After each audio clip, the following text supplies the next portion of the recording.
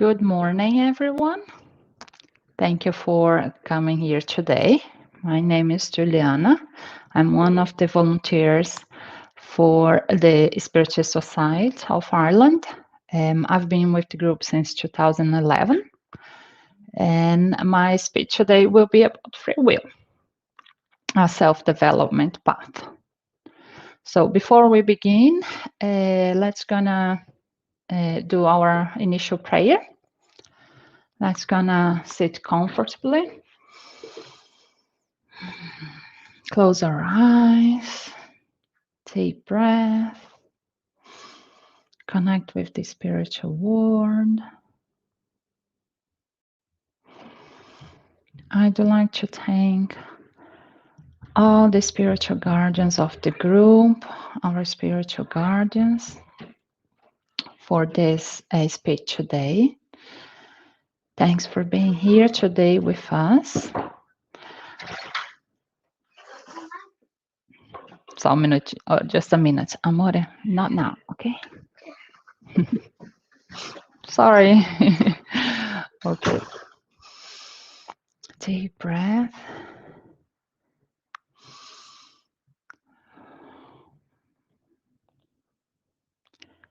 I'd like to thank all the spiritual guardians for being here with us. I'd like to ask permission for this speech today. May the words be spoken today. Thank you for being here today, everyone.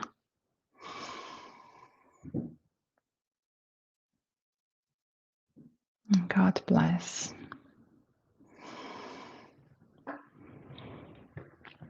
Okay, back again. So I am going to pass. So the speech today, we're going to talk about free will. I'm going to give just a little bit introduction and talk about how our free will in the Spiritism view, and how it is as a self-development path. So I'd like to just start with one thing. The definition, the normal definition of what is free will. Ability to make choice that are not externally determined, or ability to make decision without outside coercion. So it's also free will is your decision, something you do using your own decision, your own mind. You don't do decisions influentiated by others or by outside. Although they can influentiate, the decisions yours. So, really simple. But so how on the Spiritism we talk about how do we develop this part? So I'm going to start with the Spirit's book. The book 3 of the Spirit's book talks all about the natural laws, God's laws, everything that govern the universe, us, planet Earth, and the universe. And free will, it's something that we inherit. Our spirit has a free will. We inherit, and this is a big difference. So, question 825. Allan Kardec asked the spirits, are there any positions in the world where an individual enjoys absolute freedom? I'm going to start talking about freedom because it's close. It's directly related to free will. It's your freedom to choose your path, to make your own decisions. It's about freedom. It's about liberty, and liberty in that sense of freedom, not doing whatever you want. That's I know sometimes liberty, there is this connotation of doing whatever you want. No, it's your freedom. So Allan Kardec asks, are there any position in the world that individual enjoys absolute freedom? Are we really absolutely free? No, we're not, because all of you need one another, from the most powerful to the less impoverished. So, but of course, he keeps asking. Allan Kardec, he was, starting to ask these questions during mediumistics. So he developed a scientific approach about things that, explaining about things that we at the moment cannot explain, or we, questions about we have about, how things work in nature, our lives, the universe. So that's why he keeps, developing questions to form, to get enough information and form not opinion, but a concept. So of course, talking about free will, we have to talk about freedom, our liberty. So he asked then, what would be the condition in which a person could enjoy absolute freedom? As a hermit in the desert. So when you're isolated, only you and yourself, you are absolutely free. As soon as two people find each other, they have reciprocal rights and duties to respect, and are no longer absolutely free. So when we say absolutely free, to do wherever you want, So we live in society, we live in a community, we live in society, we live in a nation. We have, rights and duties, and we have to respect each other. And this has happened because that's our nature, on Earth, everything lives in society, all the animals live in society. Oh, most of them, but they live, we need to reproduce, so we need one another, we need to help from one another, so we live in society. And when we do that, we are not absolutely free. We cannot do whatever we want. We have to respect, that's a big difference, and this will influentiate your free will. You have a free will, you can do whatever you want. However, you are not alone. That's one of the things. And I'm gonna get a little bit more about, consequences and everything. So just want to keep going on this chapter, Law of Liberty. So Allan Kardec, as I said, he keeps asking questions to get as much information to form a concept. So we're doing the concept of freedom, so we know we do have freedom, but we don't have absolute freedom. Only if we're on our own. So he keeps asking. In question 833, he said, is there anything in human being that escape all limitations and which they enjoy absolute freedom? They enjoy unbounded freedom in their thoughts, as there is no obstacle to thought. So you can think. So your absolute freedom can be, your thoughts. While it be hindered, thoughts cannot be extinguished. Thoughts is something we have, our spirit has, That's one of the things that, in medicine, in science, and they are hard to explain because it is directly connected to your spirit, Once you study science only on the matter, the organic part, so you don't go a little bit, it's hard for you to develop a little bit further. So they said, you can be absolutely free if you're alone or in your thoughts. So that's something, that you enjoy, absolute, but not actually really. If you're alone or your thoughts, there is always as well consequences. So he keeps asking, are human beings responsible for their thoughts? So if I can think, and of course, if I can think, I have absolutely freedom in my thoughts. So am I free to actually think everything, to do whatever, to think whatever I want? They are accountable for them before God. God alone can know our thoughts and condemn or absolves them according to justice. Justice is another law. So God has those natural laws that govern, not only ourselves, Earth, the universe, and laws that are self-maintained.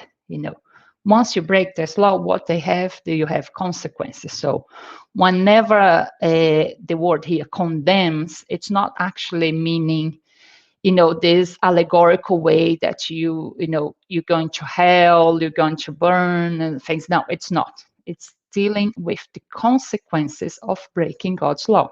And God's law is there to maintain, um, the universe, everything that we do. So let's just keep a little bit, when, for example, Moses, the 10 Commandments, they are really strict laws, and they are laws that was for that people, for the Jewish people at that time, and was necessary for them at that time. So that's why when Jesus said, he actually, no, I didn't come to break the law. I can, he just kind of review it and say, now, if you do this, as I say, all that laws are included. It's the same, it's nothing different. It's just a little bit more revised in the way that we now can understand.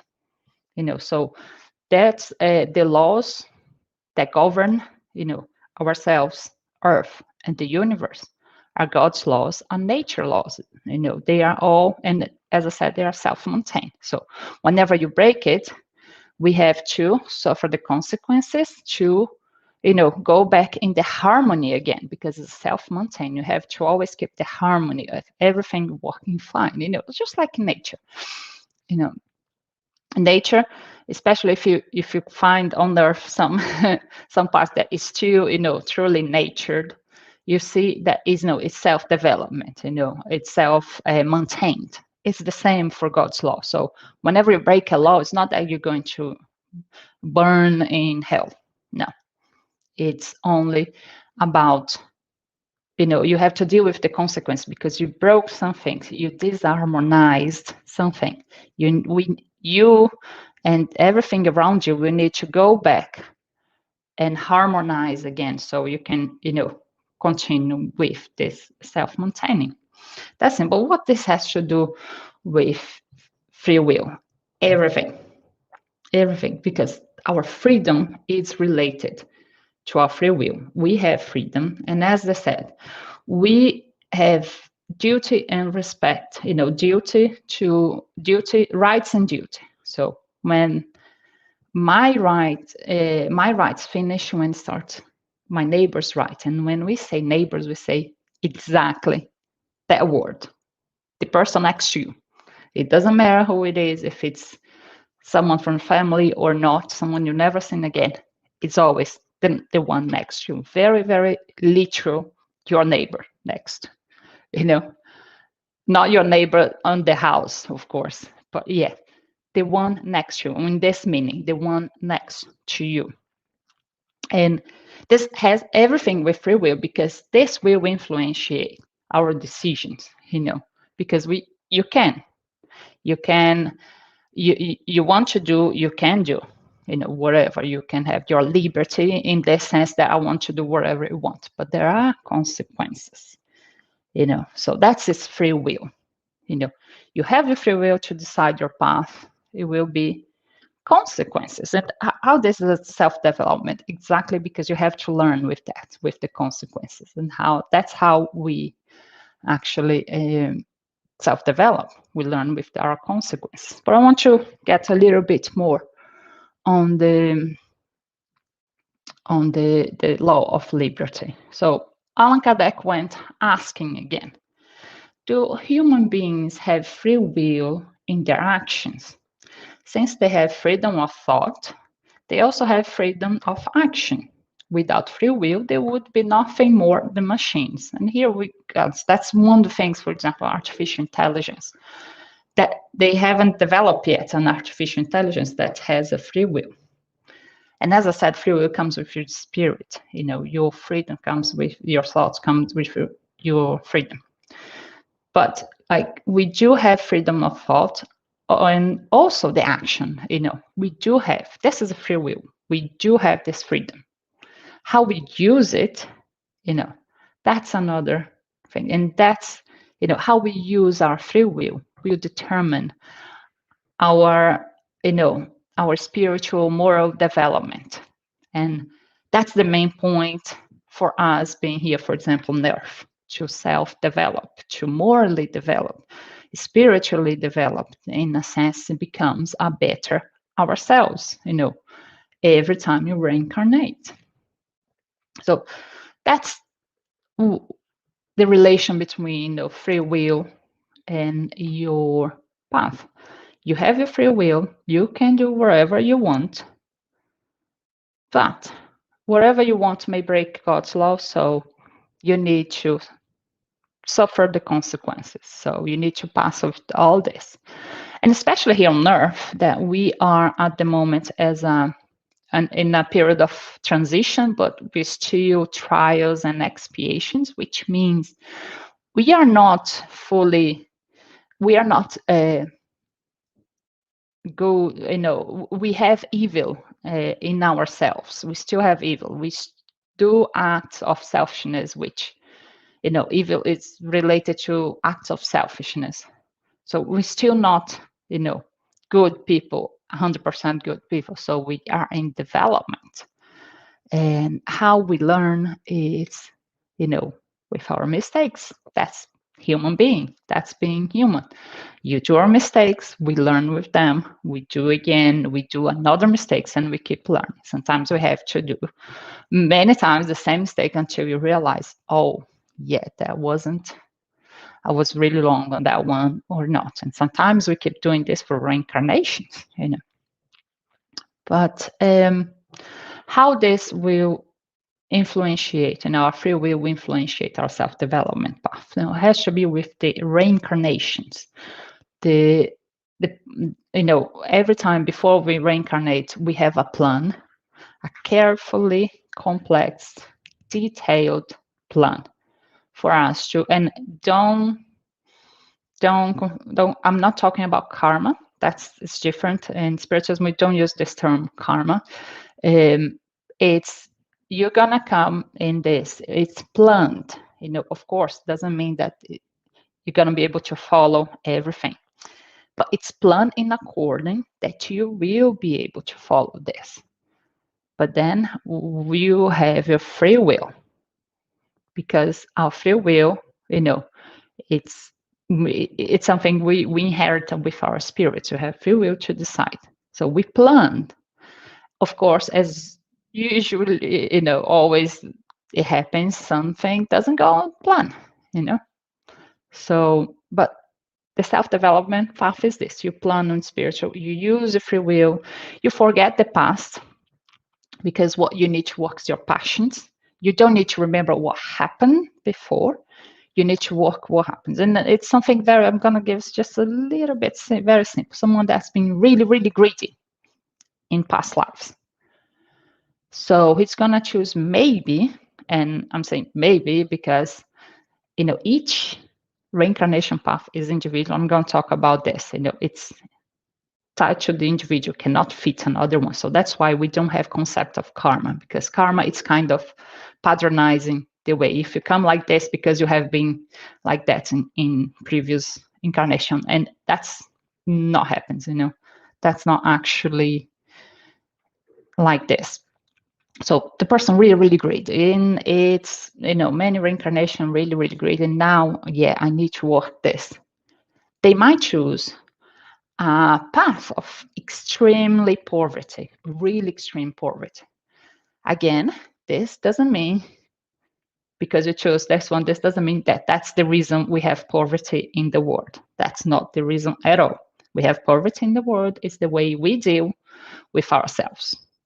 So, but we choose for that reincarnation to live this one so he can learn a little bit more, being less greedy, or, things like this. Very, very simple things. I'm simplifying because we, our understanding nowadays, although we are developed more than, through the thousands of years, we still don't understand everything. So that's a very easy, simple way to say, how we could do, and how our free will influentiate, the the decisions we make, the consequences we have to deal, and how this is related to our self-development, because it's related with the reincarnation. So I took this part also from the question 399 from the Spirit's book.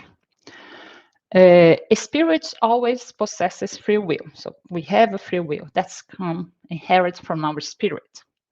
This free will allows them to choose the trials they elect and to endure in the physical life. As incarnates in a human body, it allows them to deliberate whether they will do something or not, ultimately choosing between good and bad. To deny humanity's free will would be to reduce humans' status of mere machines. Just like we said before, we would be just machines, walking machines, or it's just the status. I'm not saying we would be really machines, but the free will. And sometimes that's why, for science, it's really hard to determine what happens on the brains, or how our thoughts are done, because this is closely related to our spirit, our soul, and our soul possesses this free will. And again, I said, why do we have this free will? Because when we reincarnate, our purpose on our spiritual life is to be better beings, to develop, morally. And when I say morally, it's in the sense of being less selfish, not on the, this concept of morality, or something very that sounds a bit hypocrite. But in this part, being less selfish, that's your goal for your spiritual development in your spiritual life. So that's through many reincarnations. So that's why in Spiritism we believe in reincarnations, because this is also a self-development. And free will, it's actually the tool that we get to the self-development, because we have to forget the past. If we remember the past, we're not going to walk our passions.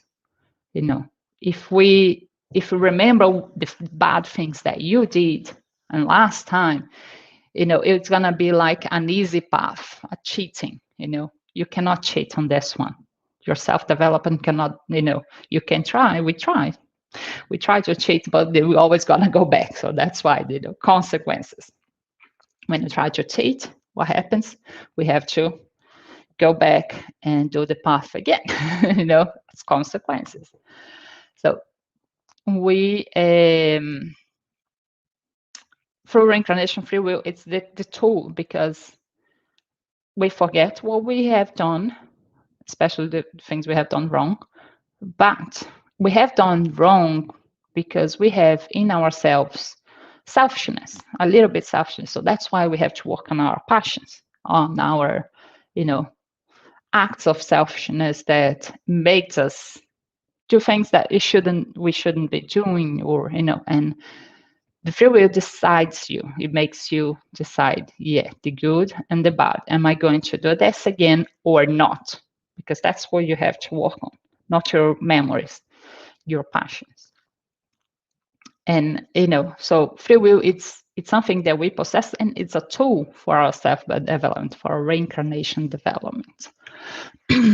Continuing the ones, I took this one from Dictionary of the Soul. I translated myself because I haven't seen an English translation this one, but humans are dependent of their free will, but their existence is subject to certain circumstances according to the map of their services and trials on earth and outlined by individuality. That's the individuality, in harmony with the opinions of the spiritual guides before reincarnation. So the spiritual guides that will actually guide you on your plans for reincarnation, they are kind of specialists on this, So they're gonna know, look, you have a past of doing this, this, this, this, and you want to work this passion, you want to work your greed. So to work your greed, you need to make sure you again be less selfish. So we need to work on trying to be less selfish. And how we're gonna, but it's individual. The plan reincarnation. It's not something, and again, that's not karma, because karma is something more patronized. And if you disable this one because you did that thing, but it's not. It's tied and outlined individually by each spiritual being. One path of reincarnation, it's not equal to the other one for different beings. And even on the reincarnation itself, every time it's gonna be a different path, different plan. But it's like a plan you have for for your whole life. And and it will be like at some point of your life, this is gonna happen. And but maybe this suffers, you're gonna get this thing that's gonna make you suffer a little bit.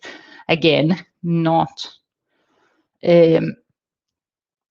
saying that the suffering we have on the world is because of that. No, it's consequences of the way we deal with in society with each other. That's the consequences. It's like a lot of people having more, a lot of people not having much, and few people having more. So this is related to the way we deal in society, in a country, as a economic system and everything. So it's nothing to do like because you need to reincarnate being very poor, it's gonna be always poor. No, we're gonna have a time on Earth that this is not gonna happen anymore. We're not gonna have people suffering. But we are a bit far from that. We are in a transition now. We are in a transition for a regeneration world where it's less selfish, less evil. And again, when I say evil or bad, it's like about rooting to selfishness, acts of selfishness that we do. Anyway, so again, reincarnation is going to be something very, very particular to you and to you and to that reincarnation. It's every time you try. And of course, because we have our free will, we might fail. We might choose the bad path. Do bad choices. Yes, that's happened because we have our free will. It's our ability to make decisions without coercion. We will do. Although we are not absolutely free, remember, as a human being, if there is another human being, we have duties to rights and duties to respect. And in our thoughts, we also answer them to God, but not in a way like condemnation, guilty, or anything. No, in a way of you breaking the law, there's consequences. That's it. That's very simple, black and white, like this. You don't need to be much allegorical for this, So that's why in Spiritism, hell, it's something that it doesn't make sense for us, but it's well explained how that happened, Anyway, that's another one. So I'm leaving now back into the subject.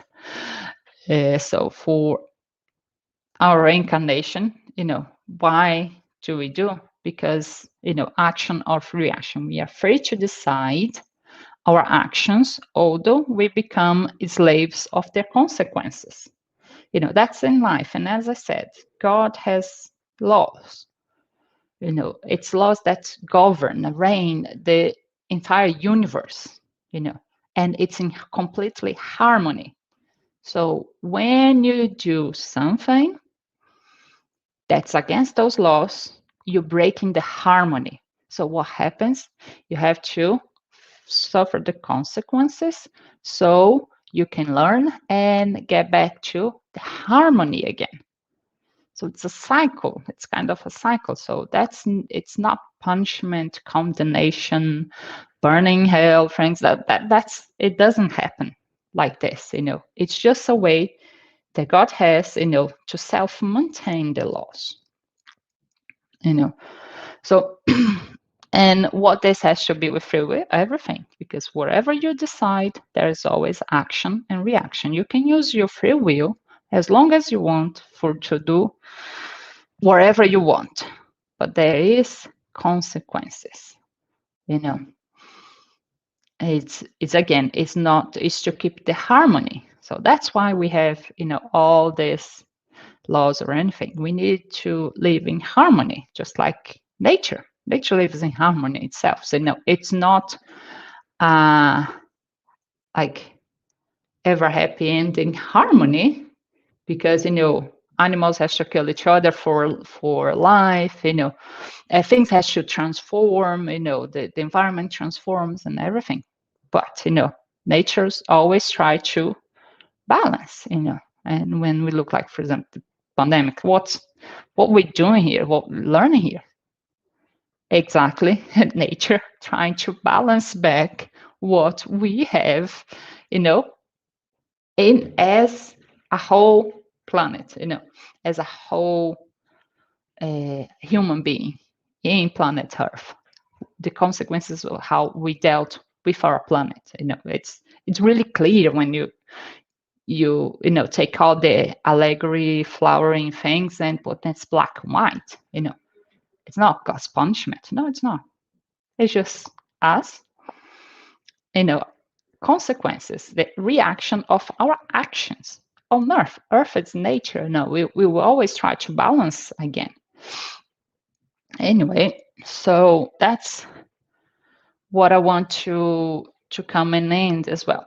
Free will and responsibility, because you have a free will. You can do it. Yeah, go ahead, go do whatever you want. But there is responsibility. Coming back in the beginning, so are we completely free? Nope. As long as we have two human beings living each other, we have duties and responsibility. And that's what says it. Can you be completely free in your thoughts? Yes, you can be completely free. But even that, and that's another for subjects, why we are not free in our thoughts. Because our thoughts are also powerful as well.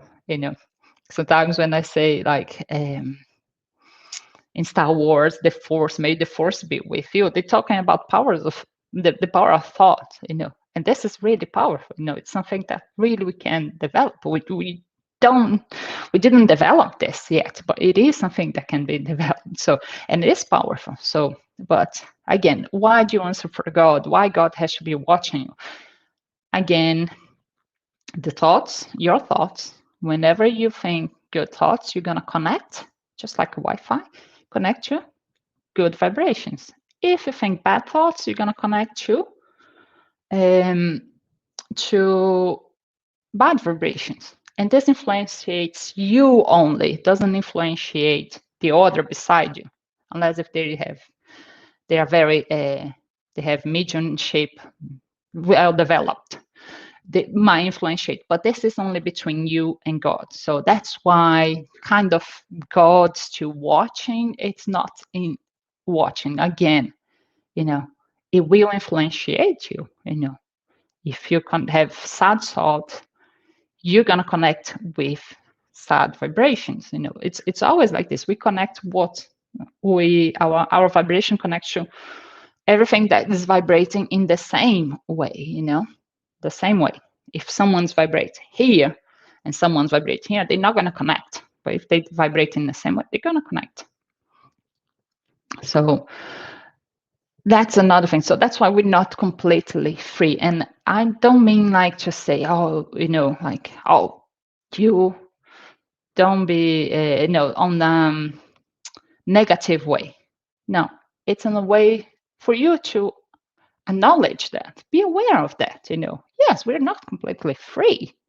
If we have someone, we have a neighbor, we have duties and responsibility. And with ourselves, we have ourselves a responsibility with ourselves to look after our health, our mental health, our spiritual health. So that's why we're not completely free, because we as a human being, we still have selfishness in us, and our thoughts, our actions can lead to can be done in acts of selfishness. Again, it's always about harmony. When you're in harmony with your thoughts, you much better. But when you're not in harmony, you're breaking up this harmony with lower thoughts. This harms you. Like, for example, sometimes depression as well. It can be linked to depression as well. Depression can lead you to suicide. So, and that's all in your mind. It's nothing around you. So again, you suiciding is going against God's law, because again, you ending up something that it wasn't ready to end up yet. So that's why we're not completely free, because maintaining our life, maintaining ourselves is something we have a duty to do, responsibility to do. And again, I'm not talking about depression like it's not. It's something serious, and it's a illness as well that needs to be looked at. I'm not talking about in the way, oh yeah, you're depressed because of this or that. No, but that's the way when we get depressed. Really, it's an illness, and we need to treat them. But it's just an example to say how, why do we have to answer to God? Because, if you have really sad thoughts for a long time, you can end up in depression and can end up killing yourself, suicide, which, it happens. So that's why it's always, and it's breaking God's law. It's breaking the harmony, of the, this self-maintained laws. So that's why we are not completely free. And when we acknowledge that, we become, oh yeah, that's right. I don't need to be, bragging about, oh, I'm free, I can do whatever I want. Because we are in reality not completely free. It makes you aware, it makes you know yourself more. And as much as you know yourself, better, moral development you're gonna get, better development you're gonna get. So to say that, to acknowledge that you're not completely free, it's not something that's gonna jail you. No, you're gonna be free now to do a little bit more, to think a little bit more. I know, that's, we cannot go to that path. Oh yeah, you're not free because the system like this, the economic system, society, it's, yeah, I mean, if you can do whatever you want, if you're a hermit in the desert or in the thoughts, but even that on the thoughts might have consequences. You have to deal with the consequences. So, you can have your freedom, but always deal with the consequences. So that's what free will and responsibility has. Duty is a moral obligation. Firstly, to ourselves, and then to others. Love your neighbor as yourself.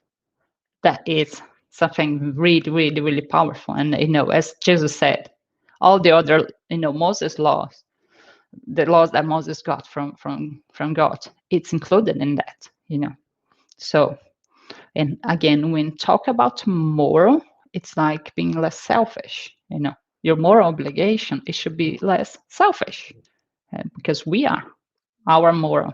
I'm saying our, because I'm more than anyone in here needs to develop this. So duty is a moral obligation, firstly to ourselves and then to others. Duty is a law of life encountered in the smallest detail as well in the most elevated acts. Duty of the heart, when faithfully observed, elevates man. But how can we define it with exactitude? Where does duty begin? Where does it end?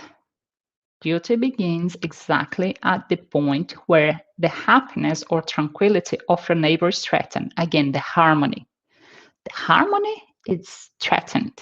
So that's where your duty begins. and therefore terminates at the limit we would not wish to be passed in relation to ourselves.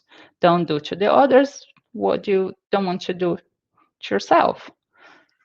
So it's very simple, but it's complex in a way, because what I think that, and we're seeing this nowadays, we're seeing especially, in social media, what I think for me it's okay and I do to the other might not be okay to the other.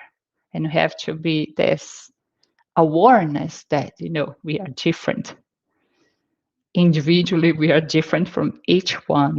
That's why diversity is a good thing, because we learn, to open up our horizons and make sure that, we actually thinking, on the other. Again, being less selfish. It's always rooted to selfishness. And this is all, explained for, in